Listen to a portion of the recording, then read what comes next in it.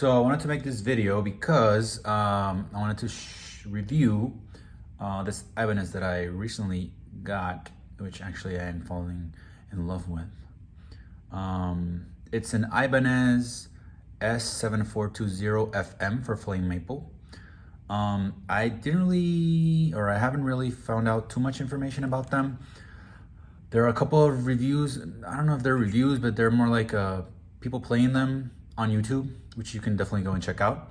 I'll see if I can link their videos in the description. They definitely have a much better sound than I have, and play a lot better too. But there's this Ibanez fandom.com page, which says the Ibanez S7420fm 7-string solid body guitar. It's the S series, which I think stands for Saber. So it is. This is the guitar. It's definitely a 7-string. It has the low TRS, which is like, I haven't had any trouble with it. A lot of people bash it, but it's been okay. It's very, very stable tuning wise. I have it in B standard now. So you can see the flame maple is very, very nice. I don't know if it's a full cap or a veneer. If somebody knows, please let me know in the comments. I'm curious about that. 5-way switch. So it has like a coil tap, options in the middle, and then both humbuckers with bridge, coil taps, then humbucker, coil tap again, I think the outer coil or something like that, and then the neck.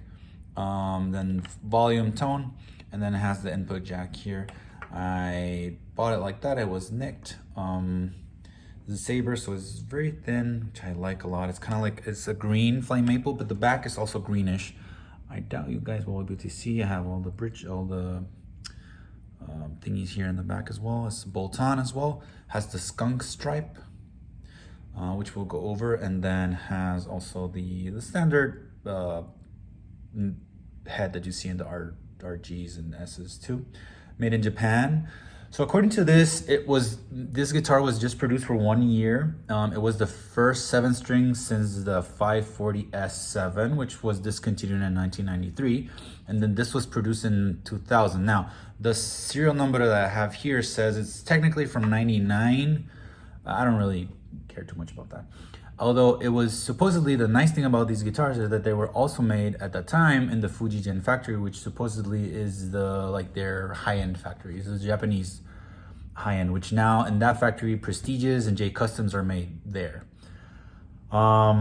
Which I've tried some premium guitars, which are made in Indonesia, and they're very good too, so it doesn't really matter. But 22 frets is one of the few 7-strings nowadays that have only 22 frets, as far as I know. Most of them have 24 or more. Pickups these are the stock ones. Apparently they are vintage 7.7 and then vintage 8.7. So I think this is the one in the bridge is the 7.7, and then the one in the neck is the 8.7. They are okay. The one in the bridge probably is the one I would keep, or I'm going to keep eventually. This was very well rounded. Let me show it to you guys. Has a warm sound.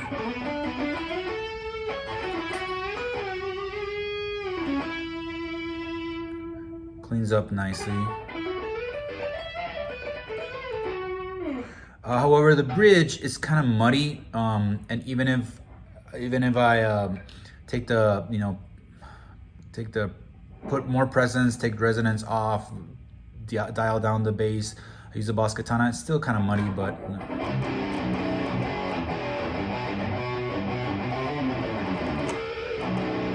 could be a little bit more percussive, more defined. What else can we find here?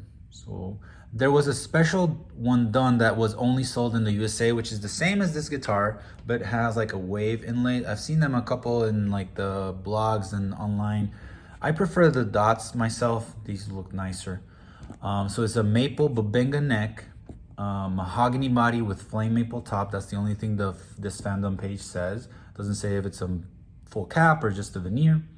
The low TRS tremolo, which, as I said, a lot of people give it a lot of slack. I don't really do like huge dive bombs or anything like that. I do not have it blocked. I prefer it that way. If I have to switch tunings, I just like go through the hassle of moving the Floyd around. I mean, that's the only way I deal with it. I think it's gonna be tonally better that way. But tuning wise is very, very stable. 25.5-inch scales is a normal Fender scale length. Actually the bridge is the 8/7 and then the neck is the 7/7. It has a master volume, master tone, 5-way switch, and normal jack. So that's about it. So I hope you guys enjoy. I hope it works. It helped you guys. If anyone has ever seen one of these sold, they're not, most of them go for not as much as you would suspect. I think they're sold for like $800.